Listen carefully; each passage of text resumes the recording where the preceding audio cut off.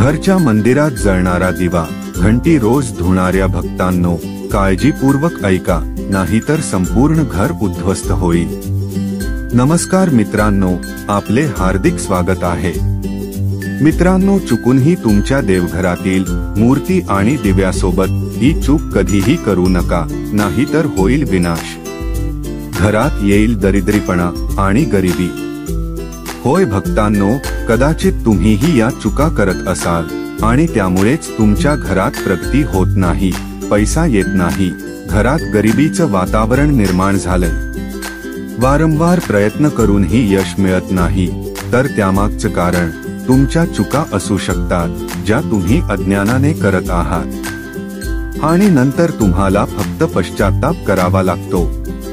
म्हणूनच आजच्या या व्हिडिओत आम्ही तुम्हाला पूजेच्या मंदिरातील काही गोष्टींबद्दल सांगणार आहोत, ज्या ऐकल्यानंतर तुम्ही म्हणाल, वाह गुरुजी, तुम्ही माझं नशीबच बदलून टाकलं। होय मित्रांनो, पूज्य गुरुजी म्हणतात की काही लोक पवित्र वस्तूंचा आदर करून त्या मंदिरात ठेवतात आणि तिथेच सर्वात मोठी चूक करतात। म्हणून प्रिय भक्तांनो, आजच्या या व्हिडिओमध्ये आम्ही तुम्हाला सांगणार आहोत की पूजेच्या मंदिरात कोणत्या वस्तू ठेवाव्यात आणि कोणत्या ठेवू नये। मंदिरात दिवा किती वाजता लावावा, दिवा लावताना कोणता मंत्र म्हणावा, घंटा सकाळी वाजवावी का संध्याकाळी, शंख केव्हा आणि किती वेळा वाजवावा, शंख वाजवताना कोणता मंत्र म्हणावा, या सर्व गोष्टी आम्ही एका मागोमाग सांगणार आहोत। आणि प्रिय भक्तांनो, आम्ही तुम्हाला हेही सांगणार आहोत की पूजेच्या मंदिरातील दिवा रोज धुवावा का नाही, मंदिरात किती मूर्ती ठेवाव्यात, या 7-8 महत्त्वाच्या गोष्टींची सविस्तर चर्चा आज आपण करणार आहोत। म्हणून या महत्त्वाच्या माहितीचा लाभ घ्या, कारण लाखो रुपये खर्च करूनही तुम्हाला ही माहिती कोणीही देणार नाही।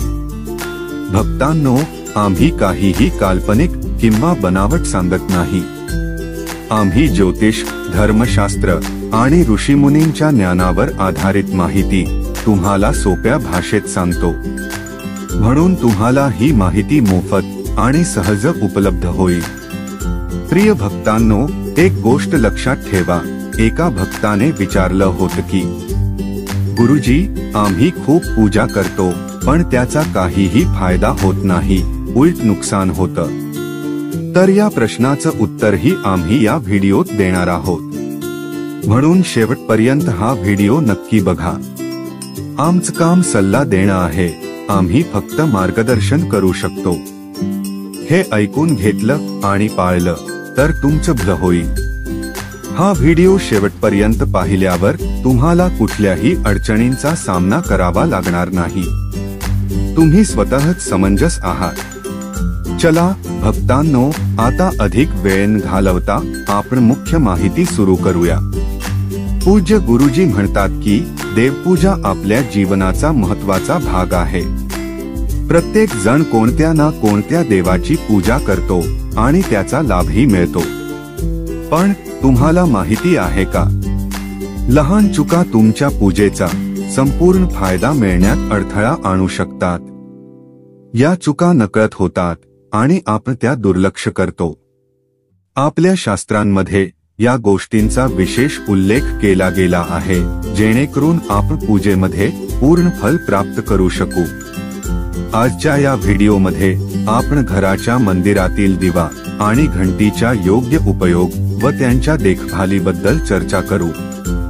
दिवा रोज धुवावा का आठवड्यातून 1-2 वेळा, धातूचा दिवा असेल तर तो कधी स्वच्छ करावा, मातीचा दिवा कोणत्या प्रसंगी वापरावा, मंदिरात कोणत्या प्रकारची घंटी असावी, घंटी किती वेळा वाजवावी आणि केव्हा वाजवावी, संध्याकाळच्या पूजेमध्ये घंटी वाजवावी का, या सर्व प्रश्नांची उत्तरे तुम्हाला या व्हिडिओमध्ये मिळतील। भक्तांनो, हा व्हिडिओ पूर्ण पाहणे खूप महत्त्वाचे आहे, कारण अपूर्ण माहिती कधी कधी चुकीच्या समजुती निर्माण करू शकते।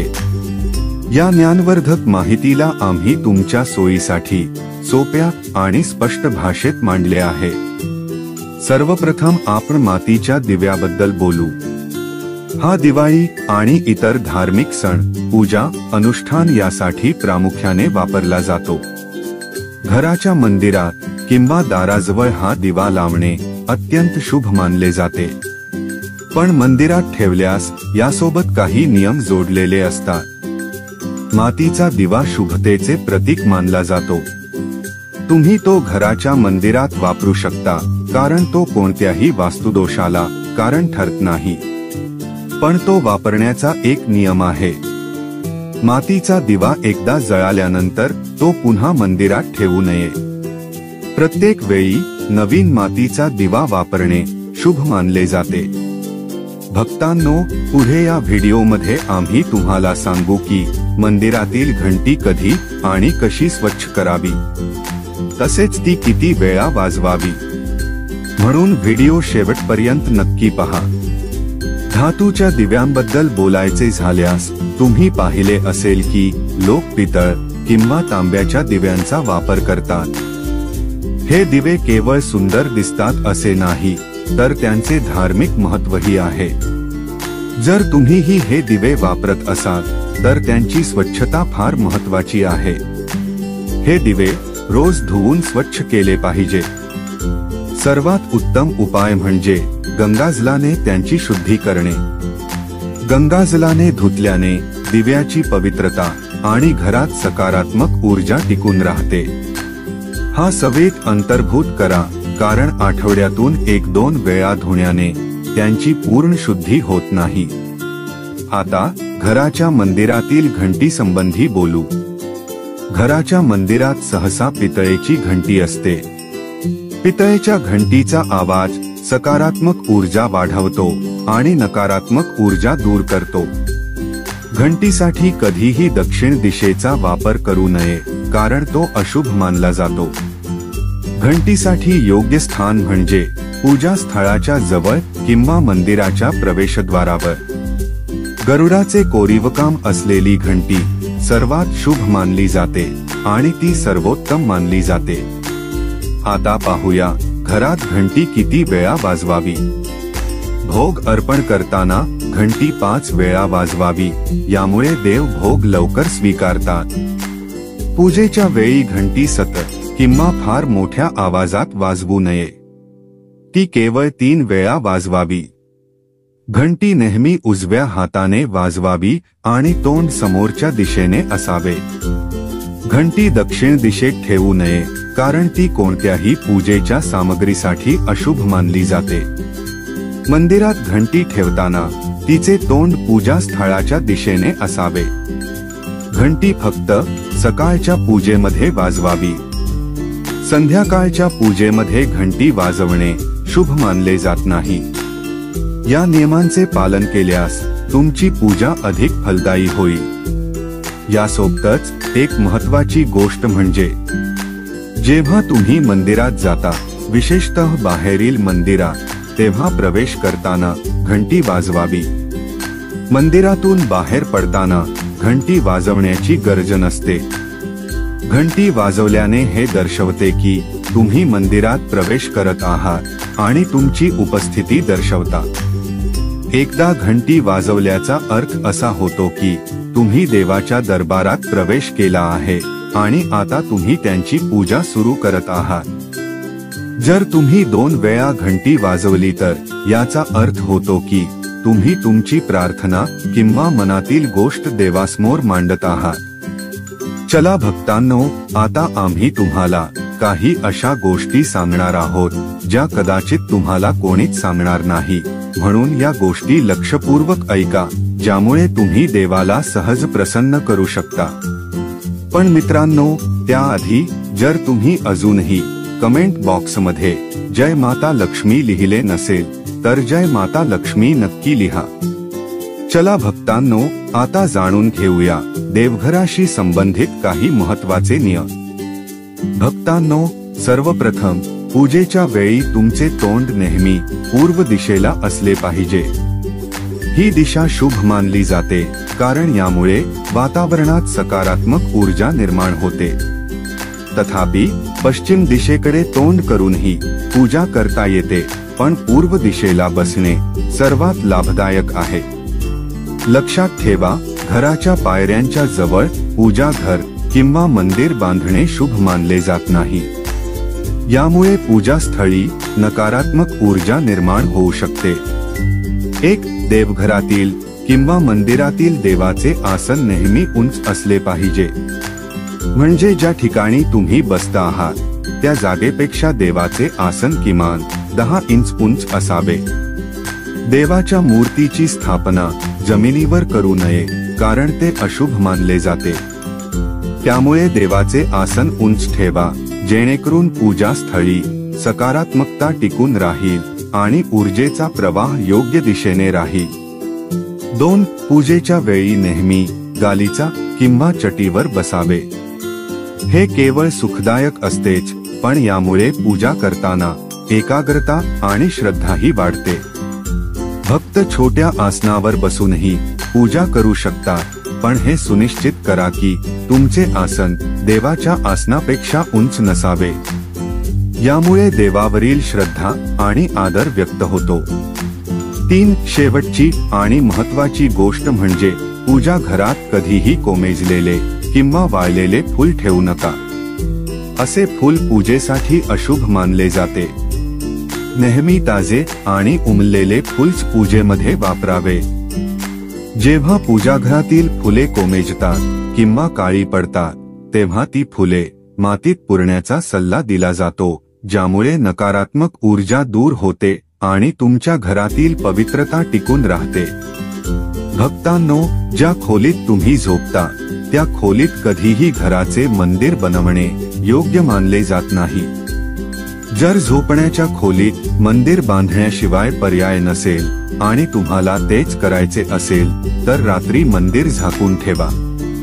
तुम्ही मंदिरावर पडदाही लावू शकता. या नियमांचे पालन केल्यास घरात शांतता आणि समृद्धी राहते आणि तुमच्या पूजेमध्येही गाढ एकाग्रता प्राप्त होते. सनातन परंपरेनुसार कोणत्याही देवी देवतांची पूजा कधीही काळे कपडे परिधान करून करू नये. असे मानले जाते की काळे कपडे घातल्याने मनात नकारात्मक विचार उत्पन्न होतात, जे पूजेच्या ऊर्जेला प्रभावित करू शकतात. त्यामुळे नेहमी शुभ आणि हलक्या रंगाचे कपडे परिधान करा, ज्यामुळे मन शांत आणि सकारात्मक राहील. चला भक्तांनो, सर्वप्रथम आपण घराच्या पूजा मंदिरात ठेवण्यास योग्य नसलेल्या काही वस्तूंबद्दल महत्त्वपूर्ण नियम जाणून घेऊया. पहिली गोष्ट, घराच्या पूजा मंदिरात एकाच देवी देवतेच्या एकापेक्षा जास्त मूर्ती किंवा फोटो ठेवू नयेत.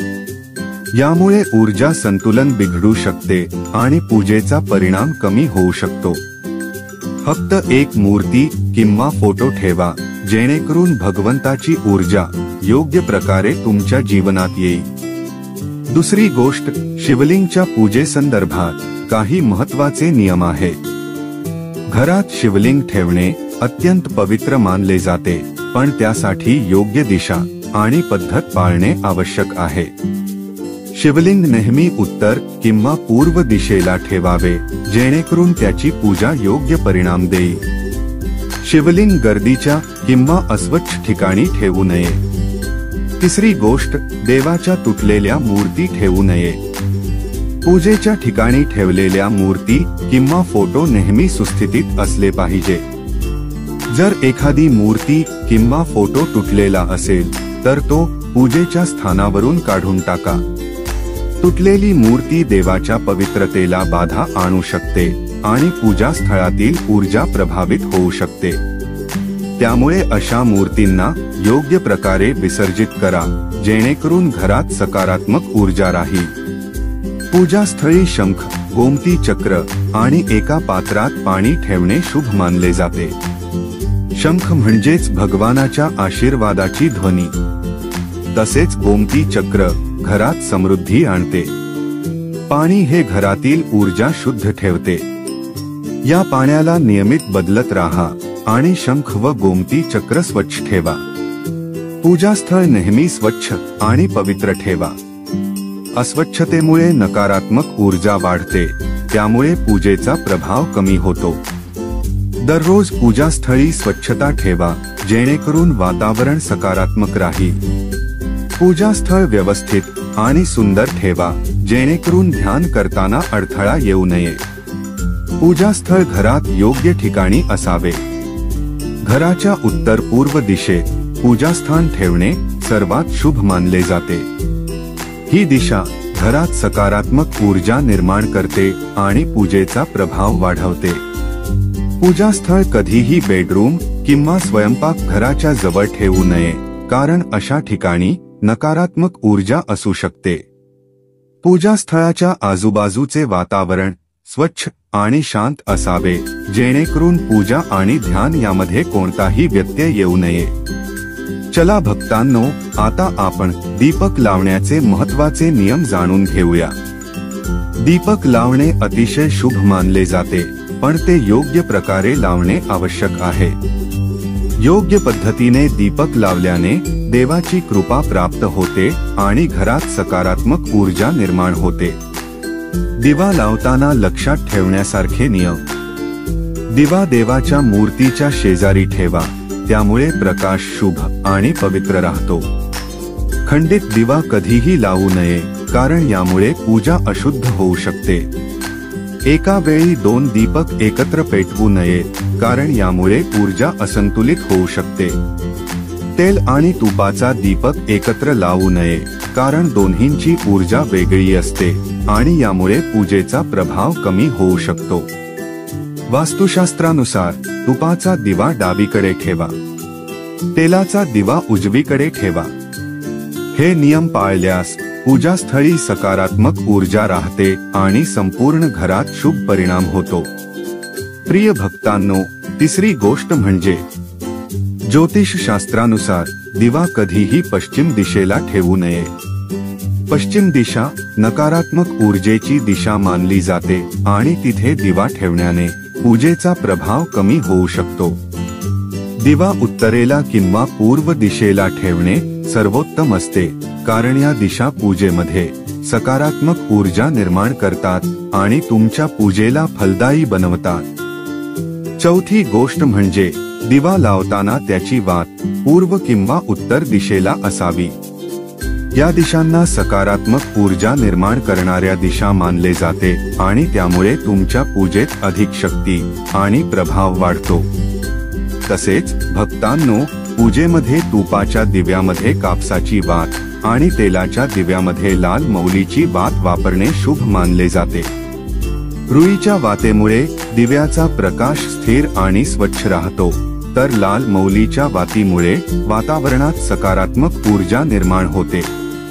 पाचवी गोष्ट म्हणजे नवरात्रोत्सवामध्ये देवी दुर्गा आणि लक्ष्मीच्या पूजेमध्ये गोल वात असलेला दिवा पेटवू नये। असे केल्यास पूजेवर प्रतिकूल परिणाम होऊ शकतो।